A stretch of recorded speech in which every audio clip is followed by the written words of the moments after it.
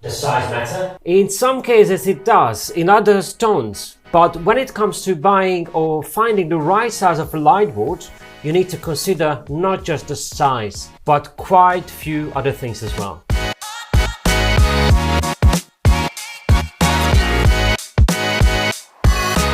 Size is one of the most frequently asked questions before someone is buying a new light board. And for a reason, because it's actually very important.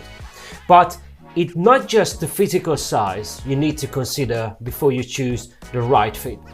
You need to consider at least three things. So the first thing is the physical size. Obviously, the physical size is what you see in the front of you. For example, if you're teaching STEM subjects at a university, physics or mathematics with long equations, long formulas, obviously you need to choose a bigger working surface. But at the same time, if you're doing something else, bullet points or short explanations in drawings, might be a smaller one would be just as good as a bigger one.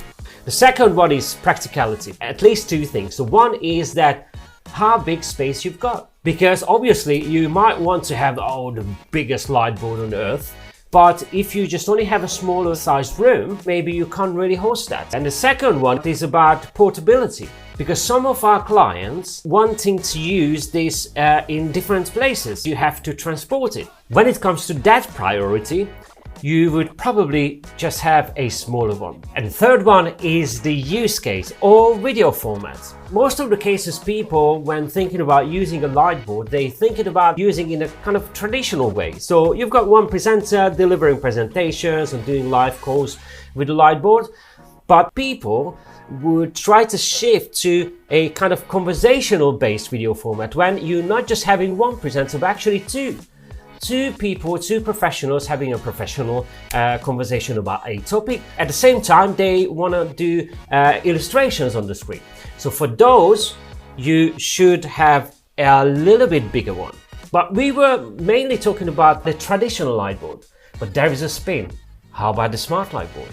In the case of the Smart-lightboard, the size consideration is slightly different. Why is that? Because, as you already know, with the Smart-lightboard you can use any different digital applications. And these applications brings loads of fun and so much practicality. I start talking about this thing here. This is the size of the automation scheme. Or is this the size of the automation scheme? Or is this the size of the automation scheme? So if you're using certain applications, you're able to resize elements or objects on your screen. Using a traditional light board, everything is fixed in terms of physical existence. In the case of the Smart-lightboard, you can actually play with the size of the writings or drawings. So in the case of the Smart-lightboard, the consideration is slightly different. Even with a smaller one, you can do amazing things, and especially when it compares to the traditional light boards.